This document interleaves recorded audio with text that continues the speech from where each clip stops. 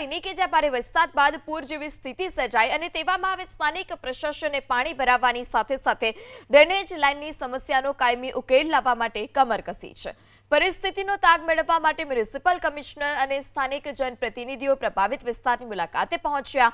તેમણે નીચેના વિસ્તારોમાં રૂબરૂ જઈ આ મામલે નિરીક્ષણ પણ કર્યું છે અને નિરીક્ષણ દરમિયાન સ્થાનિક લોકોએ વરસાદી પાણી ભરાવા તેમજ ડ્રેનેજની લાઇન ઉભરાવાની વ્યાપક ફરિયાદો અધિકારીઓ સમક્ષ કરી।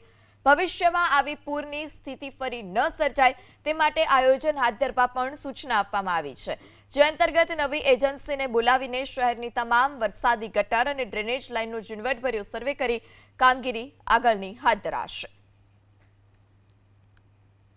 ત્યાં જે વધારે વરસાદ પડ્યો અને નીચાણવાળો વિસ્તાર એટલે રાયચંદ રોડ છે, અહીંયા લેવલ બહુ આજુબાજુ કરતાં નીચું હતું ને પાણી ભરાયું હતું। સાથે સાથે ડ્રેનેજના પાણી પણ બહાર નીકળતા હતા ને આ લોકોની ફરિયાદ હતી કે એક વખત અમારી ત્યાં મુલાકાત કરો ને આજે કમિશનર સાહેબ સાથે આખી ટીમ કોર્પોરેશનની આનું કાયમી સોલ્યુશન આવે એના માટે અમે લોકો આવ્યા છીએ અને સર્વે કરીને આ ડ્રેનેજનો જે પ્રશ્ન છે એ સોસાયટીવાળાની સાથે સહમતિ કર્યા પછી કાયમી નિકાલ આવે એવો યોગ્ય નિર્ણય લઈશું।